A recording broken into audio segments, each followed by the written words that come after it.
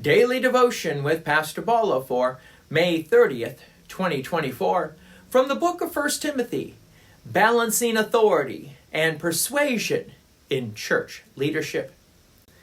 Previously, we heard Paul reaffirm the importance and reliability of the teaching on godliness, urging that it should be fully accepted by all believers. Paul explains that their hard work and dedication in ministry are motivated by the pursuit of godliness and the spreading of the gospel. This labor is sustained by their hope in the living God, who offers salvation to all people, especially to those who believe. This passage underscores the universal scope of God's saving grace and the particular realization of salvation in the lives of believers. So let's continue with the book of 1 Timothy. From 1 Timothy chapter 4, verse 11. Command and teach these things. Now, Paul here captures the dual responsibilities of leadership in the church. Paul is advising Timothy on the necessity to discern when to use authoritative commands and when to employ persuasive teaching. So let's pull these two apart here. Commands versus teaching. Let's start with the commands. In certain situations, such as those involving core doctrines or essential practices like rejecting false teaching and maintaining fundamental Christian ethics, Timothy must use authoritative commands. This idea aligns with the idea that some matters require direct approaches for the common good and to prevent confusion or deviation from the truth. For instance, commanding believers to avoid false teaching would be a straightforward directive.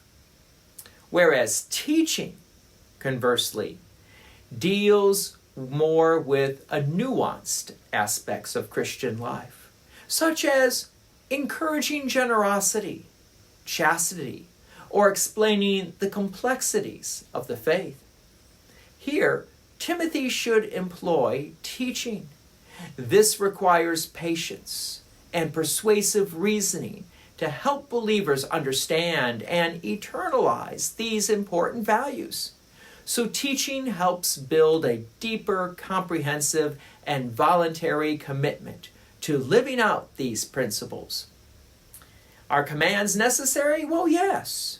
In certain situations, immediate compliance is crucial for the integrity of the Christian faith and the well-being of the Christian church, and Timothy must command.